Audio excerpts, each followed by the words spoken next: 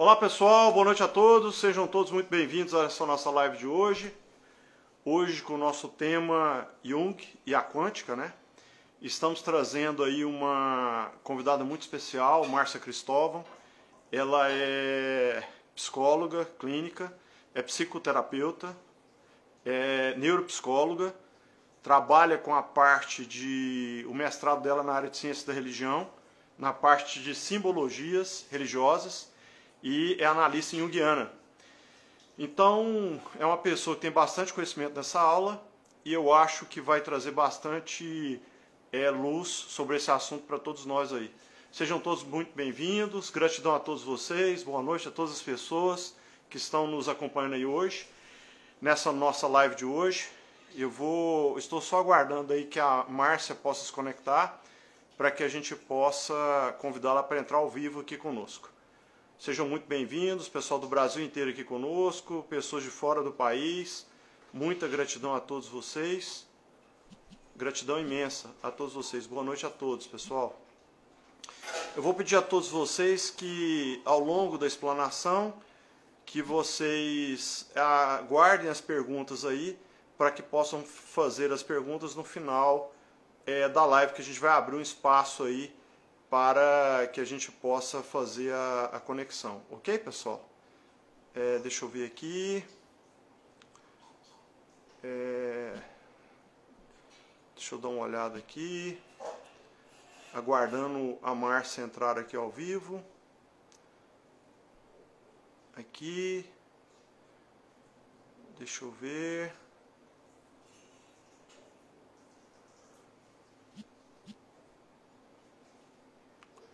Estou procurando aqui para ver se ela... Aqui, achei.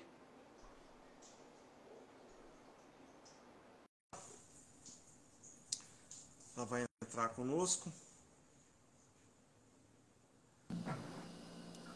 Olá, Marta, boa noite, tudo bem?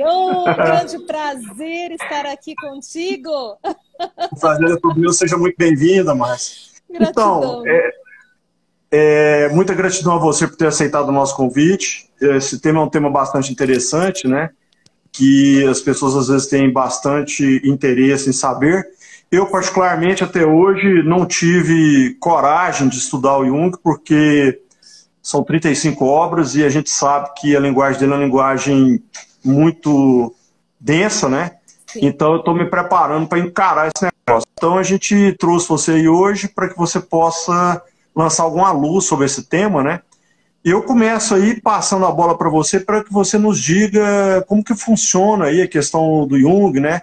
Como é que ele impactou aí a psicologia e que tipos de benefícios, né? De benefícios que ele trouxe aí para a humanidade com o seu conhecimento. Perfeito, perfeito. Só para fazer a intersecção desse tema, né? Que Jung e terapia quântica aplicada tem a ver, né? Jung relata que criou para ele uma percepção, a olhar para aquilo que Einstein vinha propondo, né, que se torna depois tudo aquilo que a gente conhece como essa física, essa mecânica quântica, o inspirou. É como se tivesse criado uma expansão de consciência para ele. E aí tem um outro camarada, da mecânica quântica mais à frente, o Pauli, que ele era um cara, como a boa parte das pessoas que trabalham com essa área da quântica, bem fora da caixa, né? Aqueles que inauguraram totalmente fora da caixa. E ele era muito focado, e o excesso de foco e o excesso de pensamento fora da caixa fez com que ele saísse dessa caixa do quadrado mental. Ele entrou em colapso. E quando ele entrou em colapso, nesse momento, Jung já tinha o seu instituto, já estava reconhecido, e ele foi procurar Jung. E daí nasceu uma amizade, uma parceria de 26 anos de trocas, né? Jung o auxilia, né, para ele voltar para dentro de um estado de saúde mental, mas ele auxilia Jung nas construções intelectuais.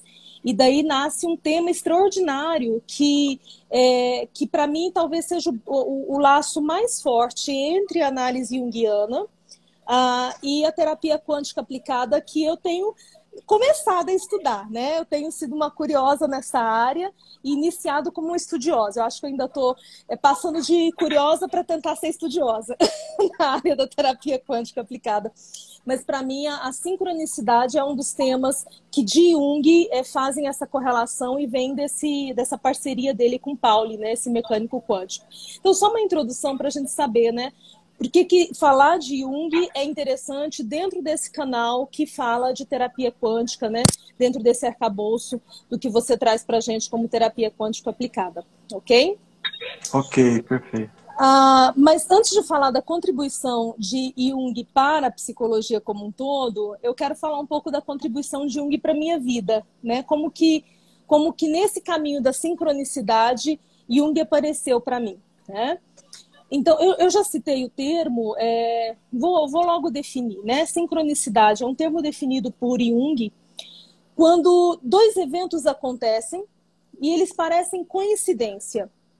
Mas a gente percebe, se a gente for inteligente, esperto, se a gente for perspicaz, a gente percebe que não era bem coincidência. Porque a sincronicidade é um movimento do nosso self, e depois eu vou trazer o conceito de self, para que a gente se realinhe, para que a gente entre na linha adequada, para que a gente se recomponha para cumprir a missão que nós temos que cumprir aqui nessa existência.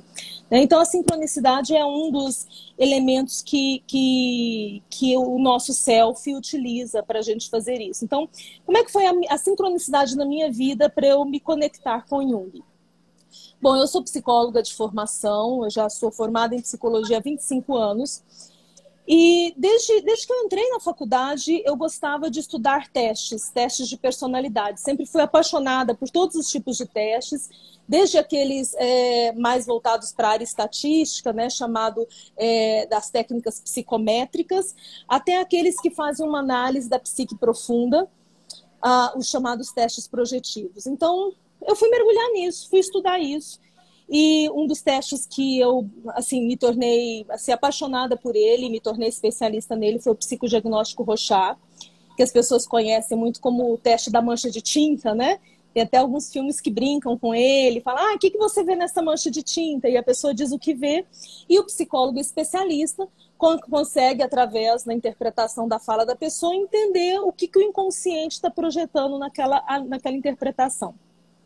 Então, fui estudar psicodiagnóstico Rorschach e sou apaixonada por essa técnica. Uma técnica onde uma pessoa olha uma mancha de tinta, diz o que parece para ela.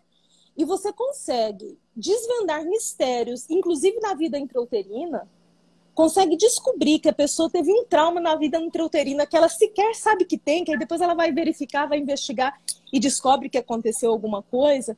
Então, isso sempre me fascinava. Mas a faculdade de psicologia, a grande maioria delas, inclusive aqui em Goiânia, que foi onde eu fiz, a Universidade Católica, hoje PUC Goiás, não tem uma base de Jung, a gente não estuda Jung. Pouquíssimas universidades trazem cadeiras, né, com professores que são especialistas em análise junguiana.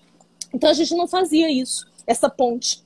E aí eu estudava sobre símbolos, eu fazia o meu caminho pessoal pela mitologia, estudava mitologia grega e algumas outras mitologias, egípcia, algumas poucas. E eu percebia que tinha uma conexão, tinha uma ponte aí, mas eu sentia que me faltava algo. Bom, aí eu já estava há um tempo como psicóloga, nessa época eu já era até professora na PUC, e fui fazer mestrado. E era um caminho óbvio para mim fazer um mestrado em psicologia. As coisas meio que convocavam, né? Era uma convocação, não era um convite. Então, se você vai seguir a vida acadêmica, você tem que fazer as coisas numa mesma linha. E eu sou uma pessoa meio às avessas, assim. Por que eu tenho que andar nessa linha? Você me explica. Se as coisas não ficarem muito claras do porquê eu tenho que andar na linha, eu começo a ficar um pouco invocada. Isso tem que fazer sentido para mim. E aí eu fui estudar o que eu podia fazer dentro do mestrado em psicologia, que seria, né, o caminho da linha reta. E parece que eu não me afeiçoei por nenhum dos programas de pesquisa. Entretanto, tinha o programa de Ciências da Religião, que na época tinha uma nota até melhor do MEC, a nota dele era melhor, na PUC também. E aí eu falei, gente, Ciências da Religião, que negócio será que é esse, né? que será que se estuda num mestrado de Ciências da Religião? E aí eu fui lá investigar. E eu encontrei uma linha de estudo lá que era de culturas e sistemas simbólicos. Eu falei, caramba, era a chave que me faltava. Eu sou especialista em testes de personalidade, amo estudar essa questão do psiquismo profundo. Para quem não entende dessa área, acho que é importante dizer, o nosso inconsciente, ele se comunica através de símbolo. Símbolo é a linguagem do inconsciente. Então, quando um paciente está conversando comigo na psicoterapia, ele está falando na linha um monte de coisa, mas na entrelinha vem os símbolos. Né? Então, os símbolos, eles vêm através da fala, através dos desenhos que uma pessoa faz, das histórias que ela constrói, ou das interpretações das manchas de tinta, como eu falei do Rorschach, dos sonhos. O sonho, ele é um arcabouço de símbolos. Então, o psicólogo, quando ele quer entender o inconsciente do indivíduo, ele precisa desvendar o que esses símbolos estão contando. E eu falei, caramba, existe uma área de estudo que fala sobre símbolos, sistemas simbólicos, é isso que eu preciso para mim. E lá fui eu fazer o meu mestrado em Ciências da Religião. Só que eu precisava fazer uma pesquisa que fazia uma correlação, né, com a psicologia. Lógico, psicologia era a minha ciência de base, então eu precisava fazer uma pesquisa da minha área. E aí eu tinha um grande problema. Qual que era o teórico que eu ia usar para a ponte entre ciências da religião, culturas e sistemas simbólicos e psicologia? E foi quando eu me aproximei de Jung. Eu fechei o meu mestrado em 95, então... dois anos antes, né, eu estava aí me debruçando no estudo de Jung. E Jung é, de todos, o melhor teórico que nos traz um arcabouço para a cultura, sistema simbólico. Então, voltando à sua pergunta inicial, qual a grande contribuição de Jung para a psicologia? Ele traz para a gente todo um arcabouço para que a gente entenda como que nós somos seres que conversamos através de símbolos e como entender esses símbolos para entender a psique profunda do indivíduo, tá?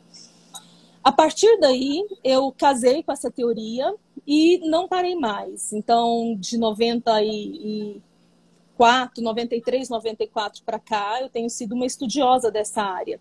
O que culminou alguns anos depois, acho que uns 3 anos depois aproximadamente, que eu fizesse uma pós-graduação. E aí eu quero falar de novo de sincronicidade, né? Porque talvez esse seja o tema que faça diferença para nós. Eu estou aqui com uma intencionalidade de que as pessoas que estão nos escutando possam entender um pouquinho da teoria, né? Por onde passa a teoria de Jung, mas, sobretudo, o que essa teoria pode fazer de diferença para a minha vida, né? Porque se você não quer mergulhar nos estudos para se tornar um especialista, que diferença isso faz para a minha vida? Então, o tema da sincronicidade faz muita diferença. E eu tinha estudado bastante sobre Jung de forma autodidata, tinha ido atrás de uns especialistas e lido textos com eles, pego supervisão, eu tinha feito as minhas buscas, não tinha aqui em Goiânia uma especialização e eu não tinha encontrado alguma que tivesse me interessado. Mas nesse ano em especial, eu recebi uma mensagem de uma pessoa, tem uma especialização em Brasília, com o pessoal de São Paulo. Eu falei, interessante, aquilo me chamou a atenção. Eu falei, deixa eu ver melhor o que é. Aí passa um pouco, me vem uma outra mensagem direto deles. Olha, vai ter em Brasília e tal e tal. Eu falei assim, gente, parece que eu estou sendo chamada para esse negócio. O que é isso? E aí, de repente, eu não tinha necessidade de ir a Brasília e estudar Jung mais.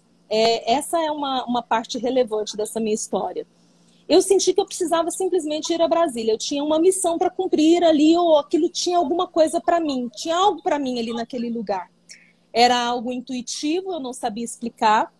Meu marido também é psicólogo. Eu falei para ele, nós vamos fazer juntos. Ele falou, você está inventando moda? Né? De vez em quando ele me fala essas coisas, que eu estou inventando moda. Aí eu disse para ele assim, eu não sei, eu só sei que eu tenho que ir lá. Aí ele, mas esse negócio é muito caro e nós vamos nós dois juntos, paga 2 vezes a pós-graduação, tem passagem, tem hotel, nós não estamos no momento. Eu falei, eu não sei, mas eu sinto que eu tenho que ir lá. É aquela coisa que a gente sente quando a gente não sabe explicar o que é, ou quando a gente não tem o amadurecimento para essas explicações, as pessoas às vezes nos tomam como loucos, né? Enfim, como N coisas, né? Dentre elas como loucos. Mas aí, Lindomar sabe que não dá para me convencer do contrário quando eu estou fixada numa ideia, então é melhor ceder, né? Junte-se a ele, relaxe e goza. Acho que é por aí que ele pensa. E, enfim, ele topou e fizemos. E eu entendi, foram 2 anos e meio, essa pós-graduação foram mais de 700 horas de especialização em análise junguiana, e eu entendi que aquela pós-graduação que eu não fiz porque eu precisava do título de analista junguiana. Foi ótimo, eu aprendi muito, foram professores extraordinários, grandes mestres, mas não foi por isso que eu fui lá fazer.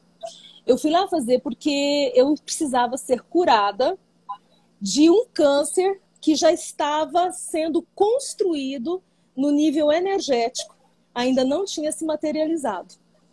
Ele chegou a se materializar mais tarde como uma calcificação benigna, graças a Deus, né? E assim, aquela calcificação veio para dizer para mim assim, tá vendo? Aquilo era real. Aquilo não era coisa da sua cabeça, você não estava simplesmente enlouquecendo. Foram 2 anos e meio. Desses 2 anos e meio, eu acho que aproximadamente 1 ano foi absolutamente terapêutico. Eu ia para Brasília com muitas expectativas, fazia todas as aulas mexiam comigo, aqueles conteúdos vinham, mexiam com os conteúdos que estavam aqui dentro. E quem conhece a estrada de Brasília-Goiânia sabe que tem o Gerivá no meio do caminho, né?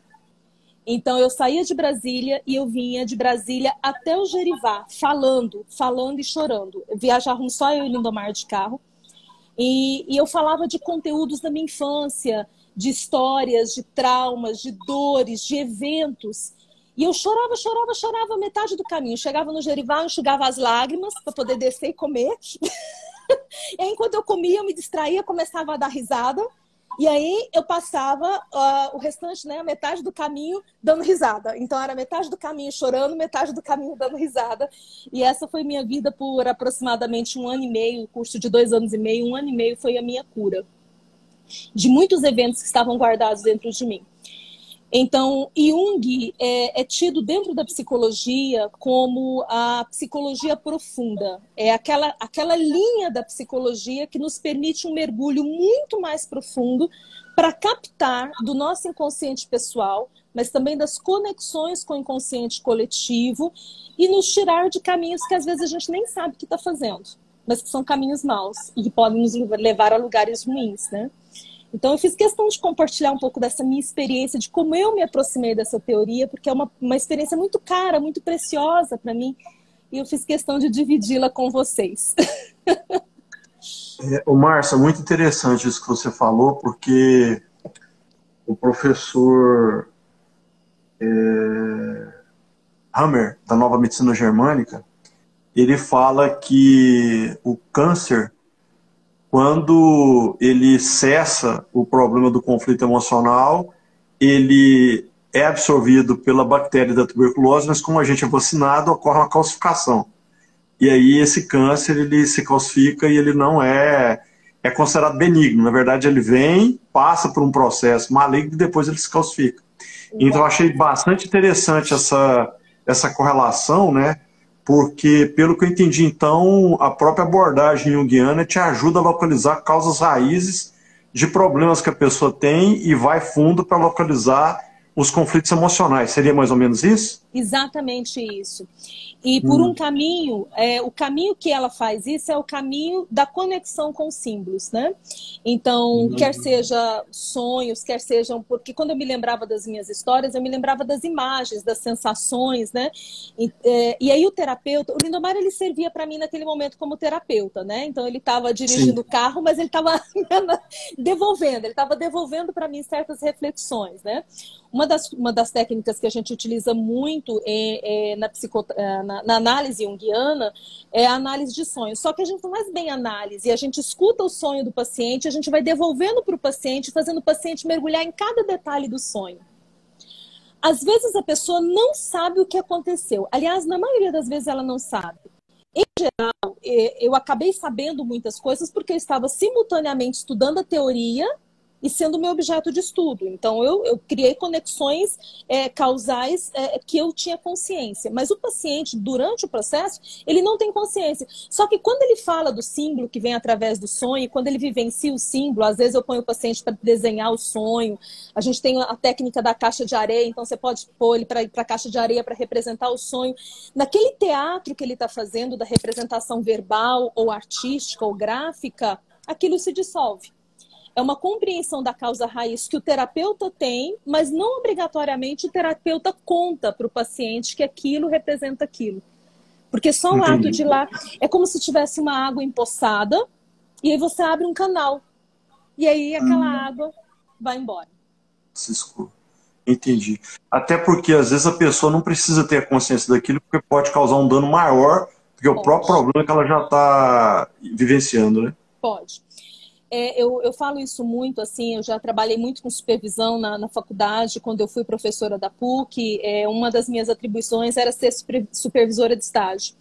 Então, eu sempre dizia assim, tome cuidado, nem tudo que você sabe sobre o paciente tem que saber sobre ele. Não é à toa que o nosso ego tem os mecanismos de defesa, né? Um dos mecanismos de defesa, a negação, é um mecanismo de defesa. Mas por que a pessoa está negando? Então, quando você vai lá e tenta romper o mecanismo de defesa na marra, enfiar a goela abaixo, né? Falando, não, isso é assim. Não tem necessidade. Primeiro que não tem necessidade. Segundo que é uma petulância da parte de quem faz, né? De vez em quando tem pacientes que falam para mim em terapia assim, nossa, Eureka, descobri isso sobre mim. Aí ele pergunta pra mim, você já sabia disso? Aí eu dou risada e falo assim, um tempinho. E tem uns que me instigam, há quanto tempo? Aí eu digo, né? Às vezes a pessoa está em terapia há 1 ano, 2 anos. Não, na verdade eu pensava sobre isso desde o primeiro dia que você pisou aqui. E por que você não me contou? Eu falei, porque agora era o momento que você estava pronto para olhar para isso, não era antes, né? Não vamos fazer fórceps a gente faz fórceps quando já está a ponto de nascer, né? Mas você não faz fórceps com um embrião que não está maduro, né? Com embrião, é óbvio, não está maduro. Você não faz fórceps com embrião, né? Você faz fórceps com feto maduro. Então essa questão aí ela é muito relevante. E o fato da gente entender que o próprio inconsciente, ele se reorganiza e ele se reestrutura, né? Trazendo um outro conceito de Jung, Jung fala da questão da sombra. Tem até um livro bacana que eu gosto de indicar para os meus pacientes, de Deepak Chopra. Na verdade, é ele em cooperação com mais 2 autores, mas ele é o principal. Deepak Chopra é mais conhecido também. Chama-se O Efeito Sombra. Não sei se você conhece esse livro. Então, ele fala de uma forma bem bacana sobre esse conceito de Jung, que é muito profundo, muito denso, muito complexo. As coisas em Jung são realmente muito complexas. E aí, Deepak Chopra, com esses 3 autores, traduzem isso de uma forma simples, que na sombra está tudo aquilo que eu não sei sobre mim. Não só o que é ruim, mas o que é bom, o potencial também, o que eu tenho como potencial, mas também aquilo que não é legal, né? Está tudo lá na sombra. E o que está na sombra, eu preciso dar atenção para isso. Eu preciso buscar entender e conhecer essa sombra. Basicamente, o processo de análise é um processo de busca de conhecimento desses aspectos que estão na sombra.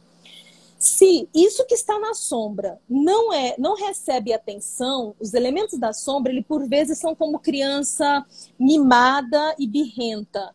Quando você não dá atenção, ela começa o processo de birra. O processo de birra dos aspectos da sombra é quando vem e nos toma. Isso pode nos tomar de diversas formas, inclusive através da doença. A doença é o aspecto da sombra vindo. Só que quando a gente vai para um conceito não dicotômico, quando a gente vai para um conceito dialético, o que é muito difícil no nosso mundo, né? Porque a nossa cultura, ela é uma cultura dicotômica. Ou é isso, ou é isso. Se é bom, não é mal. Se é mal, não é bom. Se é bonito, não é feio. Se é feio, não é bonito. É complexo para nós, dentro de uma cultura dicotômica. Mas na cultura dialética, as coisas se complementam. Então, a doença, ela não é má enquanto processo. A doença é uma possibilidade que a sombra está me dando de que eu enxergue algo que eu não tinha me permitido enxergar ainda. Então, a doença, enquanto função, ela é uma possibilidade, ela é uma potencialidade de saúde. E eu acho isso muito lindo, né? uma potencialidade de saúde. Bora abraçar a doença e entendê-la no sentido de descobrir qual que é o potencial que está por trás disso. Porque a hora que eu descobri o potencial, daí eu fico com o lado da saúde. O lado da doença eu digo tchau, né? Vou lá, faço um exame, vejo que calcificou e digo, ai, que bom, gratidão, gratidão, gratidão. Bora para a próxima lição, que essa eu já aprendi. É um aprendizado, né? Perfeito. Ô, Márcia, ótimo. Agora, você falou um negócio no começo da live que eu fiquei pensativo, né? E eu gostaria que se você pudesse voltar um pouquinho nesse tema, que é a questão do self. Porque o Jung, ele fala muito dessa questão do self humano e tal. Eu queria que você pudesse falar um pouquinho pra gente desse tema aí. Sim. O self é um dos conceitos belíssimos da teoria junguiana. Freud considera o ego como o centro da personalidade, né? E Jung, que começa como discípulo de Freud, na verdade, Jung tinha idade para ser filho de Freud, eles começam uma relação de muita proximidade, mas chega uma hora que, como todo filho, né, abandona a teoria do pai, vai construir as próprias, enfim, acontece isso. Então, Freud considera o ego como o centro da personalidade. E Jung diz, não, o ego, ele não é o centro da personalidade. Quem é o centro da personalidade é o self. E ele é que cria essa teoria sobre o self, que é diferente, né, na psicanálise, nem se considera essa teoria sobre o self. Então, o ego, quem é o ego? O ego, ele é o mediador da realidade. O ego media, o ego entra em contato com o mundo, interpreta o mundo, analisa o mundo, é a nossa parte cognoscitiva, é a parte com a qual eu conheço o meu universo e conheço a mim mesma. Agora o self, ele é o meu centro, ele é quem eu sou por inteiro. Então o self, ele abarca aspectos conscientes, mas aspectos inconscientes. E o self, Jung vai além. O self é o meu centro e sou eu como um todo. E o self, sendo eu como um todo, é meio filosófico isso, né? Por isso que a gente lê Jung, Eric, a gente come mirando. Ele era alquimista. As minhas primeiras leituras de Jung, eu falava assim, pera lá, eu fumei alguma coisa? Não, eu não fumo, não foi, porque eu não bebo esses chás, eu não faço nenhuma dessas coisas. Então não foi nada disso, eu tenho certeza. Mas eu ficava, o que está acontecendo? O que ele disse? O que ele disse? A gente precisa ver e rever e rever. O conceito de self nos traz essa coisa. Então, ele é o meu centro, sim. Ele é o meu todo, sim. E ele comunica com o grande self. Jung chama de grande self. O que é o grande self? É o todo, é o universo. E aí a gente tem, de novo, uma aproximação da teoria junguiana e da terapia quântica aplicada, de toda a teoria da terapia quântica aplicada, né? Porque nós somos uma partícula pertencente a um todo muito maior. E esse todo muito maior, que se comunica com o meu todo, é que me diz o caminho que eu devo fazer. Então, o self, além de ser responsável por muitas coisas, ele tem uma maior responsabilidade, que é ajudar o meu ego a se encaminhar para o meu grande propósito. Que não é o grande propósito da Márcia Cristóvão, tá? É da Márcia Cristóvão também. Mas é dessa partícula que eu sou conectada ao grande self, ao universo, ao todo, né? E quando o meu ego se entrega para o meu self, então eu consigo construir uma vida que me encaminha para a saúde, para a plenitude, para o bem-estar. E quando eu falo de saúde integral, saúde física, saúde psíquica, saúde espiritual, enfim. Só que o difícil é o danado self, do danado ego se entregar. Essa é a parte difícil. Então tem uma imagem que eu gosto muito, que nos ajuda a entender por que é tão desafiador para o ego se entregar para o self. Veja, imagine que você está no alto de um penhasco, mas é um penhasco gigante, que você visto no alto desse penhasco, você é uma formiguinha. O seu tamanho se compara ao tamanho de uma formiguinha, tá? Lá embaixo está o oceano. Quem é o oceano? O self. Você, desse tamanhozinho no alto do penhasco, é o ego. Aí o self diz assim, vem! E o ego diz, eu vou não! E o self diz, pode vir! Não, eu vou morrer, eu vou morrer! O ego, que é esse nosso princípio de realidade, quando ele é convidado pelo self para os grandes mergulhos, ele se apavora, porque ele pensa, eu vou morrer, eu vou morrer. E ele não está de todo errado. Porque quando o ego se entrega para o self e ocorre essa integração, é óbvio, né, que enquanto nós estamos dentro de um princípio material, você vai se conectar na materialidade ainda vai ter um princípio de realidade que parte da sua própria consciência. Mas se a gente expande isso ao máximo e sai da materialidade, não existe mais ego. O que existe, então? Existe a hiperconexão.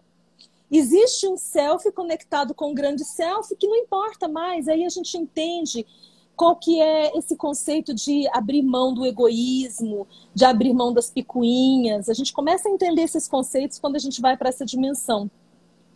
Bom, mas é um trabalho bem desafiador. O ego se permitir mergulhar e se entregar para a missão do self, né? A minha primeira formação em psicologia não foi em Jung, né? Como eu falei, já foi depois do mestrado que eu fui fazer formação em Jung. A minha primeira formação foi em logoterapia, que é uma linha psicológica que foi construída por Viktor Frankl, que viveu a experiência do campo de concentração. E a logoterapia é a linha psicológica que propõe que a saúde psíquica está no indivíduo buscar aquilo que lhe causa sentido existencial. Quando o indivíduo se conecta com algo que lhe gera sentido existencial, então ali ele constrói saúde. Se ele se desconecta daquilo que lhe gera sentido existencial, então ali está a doença. E aí a gente fica pensando, né, por que tem tanta doença psíquica nesse século, por que de tanta depressão, por que de tanta síndrome do pânico? Porque as pessoas estão absolutamente tão afastadas do que lhe gera sentido existencial, elas estão tão conectadas a uma materialidade fria, ou com as suas emoções embotadas pelos psicotrópicos, enfim, né? Mas eu acho bem bacana isso, porque cada um ao seu modo. Então, Viktor Frankl, pai da logoterapia, e aí depois a gente tem Jung, né, que constrói aí aquilo que vem a ser chamado depois de análise junguiana. Os dois falam da mesma questão. A saúde está quando o indivíduo consegue caminhar em direção àquilo que lhe gera sentido, aquilo que é o seu sentido. Só que Jung traz essa cooperação a mais. O meu self se conecta ao grande self, que é o universo, para poder dizer, é por aqui, é por ali o caminho. E aí eu até faço uma pergunta para quem está escutando a gente, né? Você anda escutando o seu self ou o seu ego anda dando para trás? O Márcia, dentro disso que você colocou, a gente pode imaginar que o Jung e toda a parte, digamos assim, filosófica das religiões e também a própria filosofia oriental e a própria alquimia estão conectados à alquimia consciencial. Porque ele sempre ele trabalha essa questão energética, né, no sentido de neutralizar o ego e se permitir se conectar ao seu eu superior, né, no caso do seu self aí, e ao self completo, e a partir daí você conseguir ter um processo de evolução que te traga saúde física, mental, emocional e espiritual. Poderia ser isso de uma maneira mais simples? É exatamente isso. Inclusive, os estudos da alquimia foi um dos estudos aos quais Jung se entregou. Bom, só como curiosidade, né? Jung, ele tinha uma mente muito fértil, muito ávida por conhecimento. Ele vinha de uma encruzilhada em termos de percepção de mundo. O pai dele era um pastor ortodoxo, que não acreditava na religião como algo sublime da alma, mas que acreditava no legalismo. Então, era o estudo da religião como algo legalista.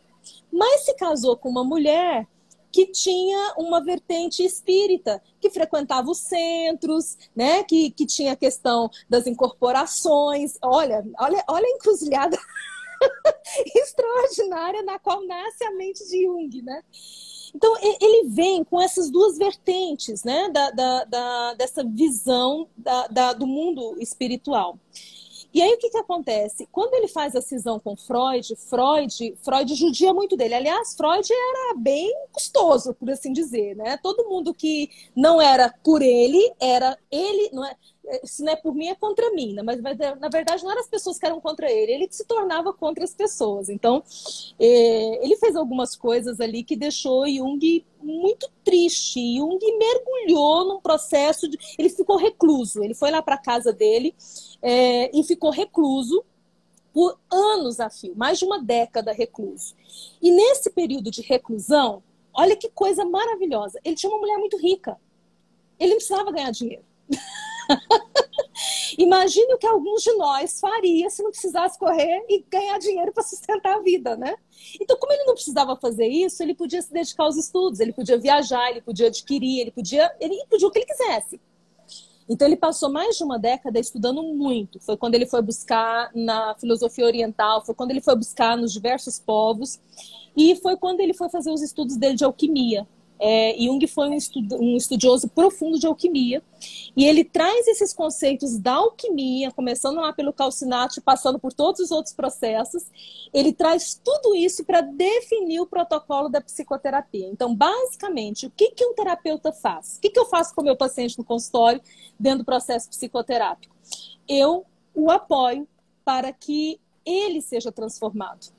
Então, eu entendo que os conteúdos dele são metais não nobres, que nós vamos transformar em ouro.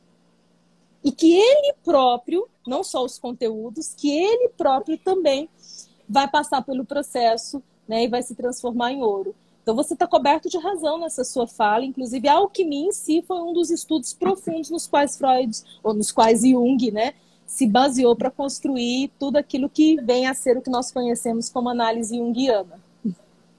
Perfeito, muito bom. Márcia, e dentro dessa sua ótica, de tudo isso que você estudou, né? Você acha que a pessoa é capaz de aplicar esses princípios, tal, no dia a dia da sua vida para poder evoluir, conseguir uma vida melhor, mais feliz, digamos assim, mais alinhada ao seu self e ao self maior? Sim, com certeza. Eu acho que tem algumas coisas que podem nos servir como faróis, assim, sabe? A gente está muitas vezes navegando em águas perigosas, tem ali uns recifes ali arriscados, né? Tem umas pedras arriscadas e a gente não está percebendo. E aí a gente precisa de um farol. Então, o self, ele nos convida para esse protocolo, que é de saúde integral, que é de plenitude. Basicamente, o self nos convida para um processo, e eu vou trazer um outro conceito, de individuação. O conceito de individuação é muito importante na análise junguiana. Se trata de que eu consiga caminhar para tornar a melhor versão de mim mesma. Individuação. Eu me diferenciar desse mundo, né? Porque a gente fica muito amalgamado, né? Tanto é que você fala assim, quem você é? Eu sou psicóloga. Gente, eu não sou psicóloga. Eu sou mãe. Não, eu não sou mãe. Não, tá, tudo bem, para além de psicóloga, para além de mãe, para além de esposa do Lindomar, para além disso, quem que eu sou na essência? Então, dificilmente as pessoas conseguem se perceber quem eu sou na essência. O processo de individuação é isso. É um processo de caminhar para me conectar com quem eu sou enquanto essência, né? Ou enquanto essências, porque não é uma coisa única, é um conjunto de possibilidades. E, sendo quem eu sou na essência, caminhar para a realização desse meu propósito aqui nessa existência, né? Basicamente isso. Mas o que serve como farol? Então, eu vou dar 3 faróis que que o self usa, e pode ser que o seu self esteja usando um desses 3 faróis e você precisa prestar atenção neles. Farol 1. Doenças psicossomáticas. As doenças psicossomáticas são formas do self dizer para o ego: acorda, meu filho, você já passou da medida. A doença psicossomática, na verdade, ela é como pai e mãe quando chega o menino na chincha mesmo, falar assim: agora já passou da medida, agora foi, agora não suporto mais, né? Tá, tem a lei da palmada, não pode bater. Mas se a gente lembrar dos nossos pais, então assim, né, quando chegava no limite do limite do limite, aí tudo bem. Então isso é o self te dando uma surra. Isso é um farol. Presta atenção. Se o seu corpo está reclamando de algo, você não deve focar na doença que o seu corpo está te demonstrando. A doença que o seu corpo está te demonstrando, ela apenas quer te dizer algo. O que ela quer te dizer? Então você tem que começar a perguntar. E, gente, todo mundo que pergunta encontra a resposta, tá? Se você não perguntar, você não encontra a resposta. Mas se você começar a perguntar com muita sinceridade, aliás, uma dica, tá? Essa é uma técnica que eu ensino para os meus pacientes em terapia. Vai deitar, antes de dormir, medita um pouquinho, faz ali uns 5 minutos para poder baixar, né, a adrenalina, acalmar, 5 minutos de meditação. Aí você pergunta, por favor, me diz o que eu preciso saber sobre isso, sobre esse assunto. Você pode pedir para o seu self, você pode pedir para Deus, enfim, você pode usar aquilo que faz sentido para você. Mas faça essa pergunta sincera. Por favor, me diz o que eu preciso saber. E aí você deixa um caderninho na beirada da tua cama, com uma caneta, um lápis, porque você vai sonhar com a resposta. E por que tem que ter o caderninho? Porque se você não anotar na hora que você lembrou, Márcia, se eu acordar 2 da manhã, então 2 da manhã você vai ter que anotar. Faz deitado se quiser, mas vai ter que anotar. Porque sonho é assim, se você não anota na hora, depois ele vai embora. Depois ele desaparece do nosso espectro de memória, do nosso espectro mnemônico, tá? Então essa é uma técnica bem bacana para fazer esses entendimentos. Segundo farol, sonhos, né? Aí já falando do sonho, sonhos. Se você começa uma prática de anotar os seus sonhos, você vai começar a perceber quais são os sonhos que se repetem, ou quais são os temas que se repetem. Às vezes o sonho é diferente, mas o tema se repete. Então você sempre tem um sonho que você está caindo num buraco. Será isso? Gente, e não vai abrir site de interpretação de sonho não, hein? Por favor. Não é essa a pegada. A gente está falando aqui de uma comunicação do inconsciente. Então, é uma comunicação via símbolo. Mas se você não der conta de desvendar sozinho, procure um especialista da área, né? Alguém que trabalhe com interpretação de sonhos. No caso, o analista junguiano é um exemplo de um profissional que trabalha com interpretação de sonhos. Então, os sonhos são o segundo farol. E o terceiro farol é a sincronicidade. Lembrando rapidinho de uma professora, ela foi até uma das professoras que ministrou aula para mim naquele curso, né, de formação em análise junguiana. Ela era da área de exatas, formada em estatística, mestrado, doutorado nessa área, trabalhava em instituição financeira e sentia que faltava algo. Gente, vem a sensação. Se você tiver uma sensação que falta algo, provavelmente é o seu self. E aí ela foi uma promoção, ela ia receber uma promoção, tinha que participar de uma entrevista, e no dia que ela foi para essa entrevista, ela, coisa mais besta, bateu o pé sem querer em um lugar, quebrou o dedão do pé direito. Mas mesmo assim, ela foi para a entrevista, fez a entrevista, passou, saiu de férias, a entrevista era antes das férias, saiu de férias, voltou, trabalhou 1 ano nesse novo cargo. Aí depois desse 1 ano, foi sair de férias de novo. Exatamente 1 semana faltando para as férias, como foi no evento anterior, ela se descuidou, bateu, quebrou o dedão do pé esquerdo dessa vez. Aí ela achou que coincidência, sincronicidade. Levou isso para terapia, a terapeuta dela falou assim, você não acha que você está andando pelo caminho errado, não? Quebrar 2 dedos, né? E ali começou o processo dela de entendimento. Ali abriu o horizonte, ali expandiu a mente dela, né? Ela deixou aquela área que não era a área que estava mais fluindo na vida dela, foi estudar análise junguiana, se tornou uma analista junguiana, uma professora da área. Então, a sincronicidade é o terceiro farol, né? Fiquem atentos nesses 3 faróis para que você reencaminhe a sua vida para aquele rumo que vai te trazer plenitude, felicidade, saúde e no qual você vai fazer diferença nesse mundo. Porque a gente não veio aqui a passeio. A gente veio aqui para fazer alguma coisa.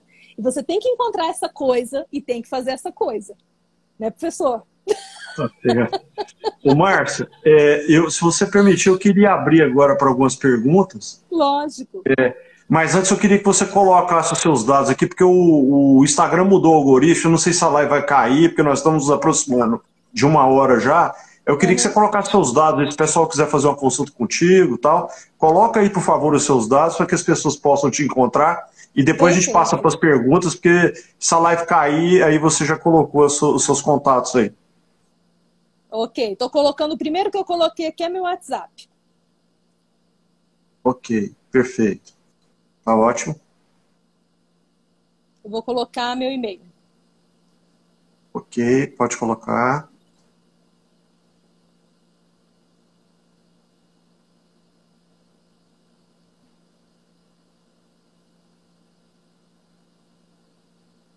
Perfeito. Eu vou Eu vou procurar aqui as perguntas que são mais importantes para o grupo, para aproveitar o seu tempo aí, porque são muitas perguntas aqui, mas a gente vai aproveitar para responder aquelas que vão trazer o maior benefício para o grupo, tá bom? Perfeito. E vamos tentar para que a gente possa potencializar isso aqui, o nosso resultado. Estou voltando aqui no chat para que a gente possa... O pessoal pediu aí o Instagram, coloquei também o Instagram. Perfeito, ótimo. Deixa eu ver aqui. Olha essa pergunta que eu acho muito importante, da Lajara. Não sei se a pronúncia essa me perdoe a fala aí. É possível uma pessoa que não tem as necessidades básicas sanadas encontrar o grande self e expandir? Eu acho que isso é importante aí. Muito, muito. Bom, eu citei Viktor Frankl, né? Que foi o teórico que construiu a logoterapia, a primeira escola de psicologia na qual me especializei. Veja, ele estava no campo de concentração. Ele era um judeu no campo de concentração. Então, eu acho que por maiores que sejam as privações que nós venhamos a viver no tocante, né, a parte básica lá da pirâmide de Maslow, né, as nossas necessidades fisiológicas básicas, as nossas necessidades de segurança, o basicão lá. Por mais que nós estejamos passando por grandes carências dessas coisas básicas, nós jamais chegaremos a entender o que de fato viveu alguém no campo de concentração lá. Concorda comigo, professor? Concordo, lógico. E alguém ali naquele lugar, vivendo tamanha privação em todos os níveis, físico, psíquico, todos os níveis, ali, naquele lugar, ele não só encontrou o seu sentido existencial, como foi isso que deu para ele um motivo para sair de lá. Em uma das suas falas, no seu livro, um livro dele que eu indico, é Em Busca de Sentido. Gente, é um livro maravilhoso, Em Busca de Sentido, Viktor Frankl. Ele diz assim, que nos momentos em que ele pensava em desistir, o que dava para ele força era imaginar um auditório com cadeiras almofadadas. Aí ele vai citando o que tem nesse auditório, né? Que é o poder da visualização. E aí ele via pessoas sentadas e ele estava explicando para essas pessoas sobre a psicologia do campo de concentração. Era logoterapia. E aí ele relata de outras pessoas que já estavam prestes a tirar a vida, já, né, tinham se despedido dizendo, né, eu vou me matar hoje. E essas pessoas desistiram do suicídio sendo lembradas. Dois em especial, quando ele cita no livro, ele fala que um deles diz que foi lembrado do filho que o esperava num país que estava, né, bem e estava esperando por ele. E o outro era um cientista que tinha feito uma grande pesquisa e não teve tempo de publicar antes de ser levado para o campo de concentração. E se ele não saísse de lá e publicasse, toda a pesquisa seria perdida. E ele se lembrou dessa missão.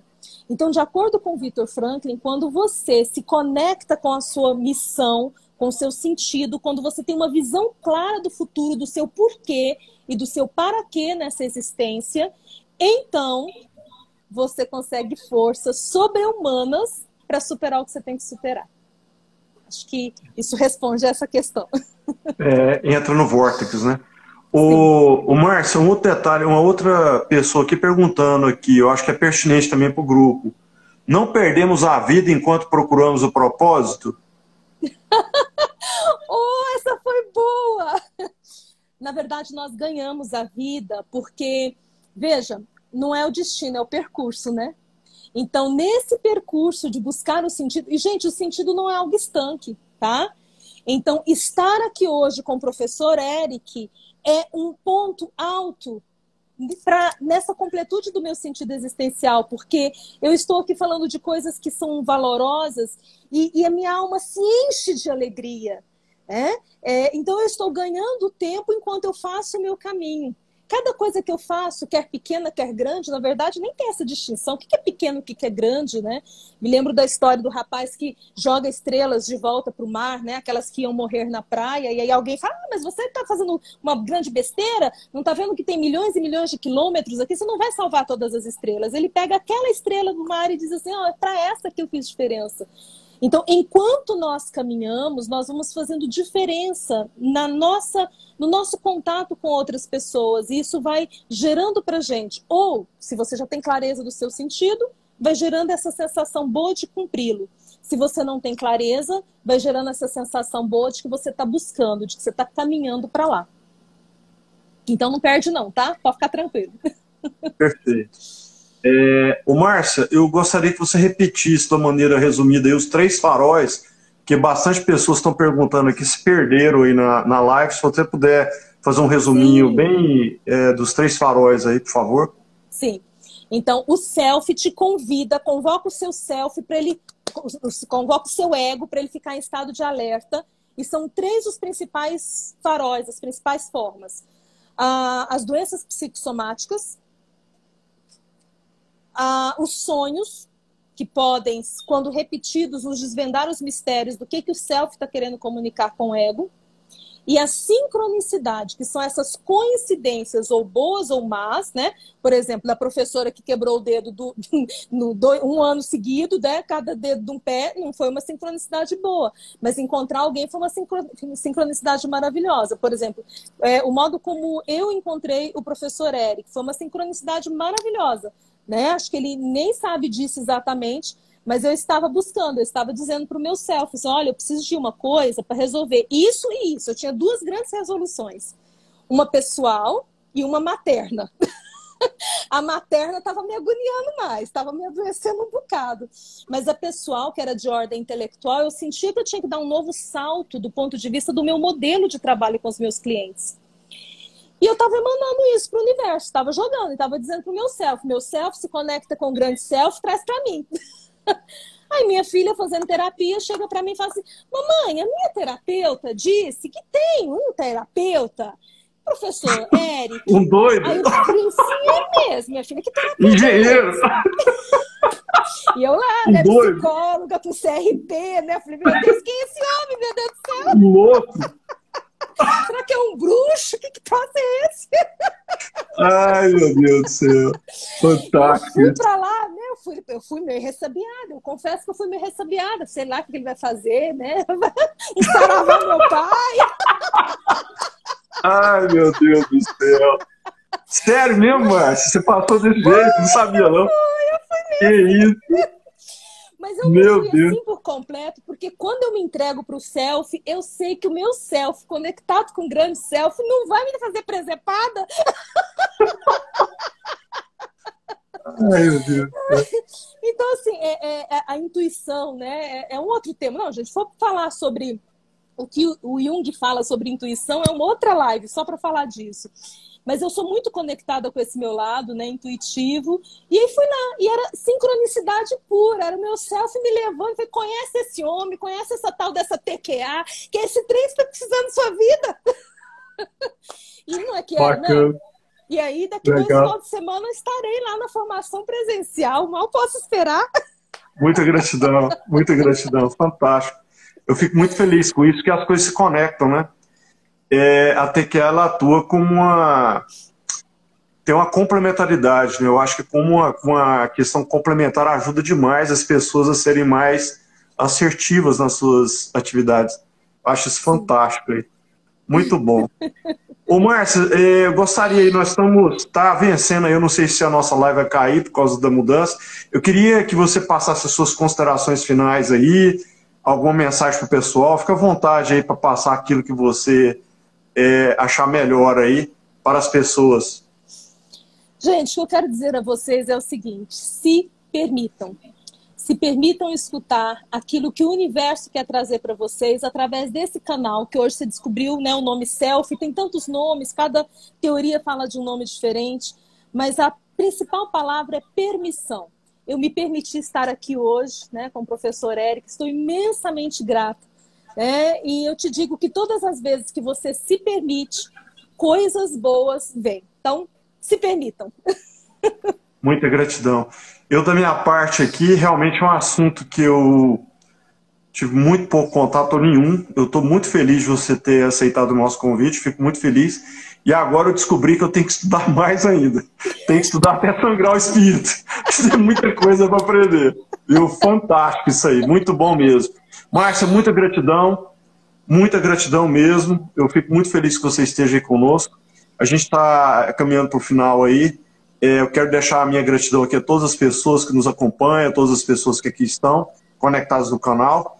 E fica aqui a minha gratidão, tá? E eu espero que futuramente a gente possa fazer outras lives aí também com esse tema, até com relação a essa da intuição, que eu gostei muito, que é uma coisa que as pessoas não ouvem a intuição, né? Uma coisa que as pessoas ouvem mais o ego e não ouvem a intuição, aquele lado intuitivo, então isso realmente é fantástico. Sim. Ok, Márcia, muita gratidão, fique com Deus, muita luz para você, gratidão imensa realmente. Pessoal, fiquem com Deus, muita luz a todos vocês, vamos encerrar agora, porque a qualquer momento a nossa live pode cair. Tchau, tchau, pessoal, Tchau, tchau. paz reverencial a todos vocês. Até a próxima, até quinta-feira lá no YouTube, nova live. Tchau, Márcia, fique com Deus, muita gratidão.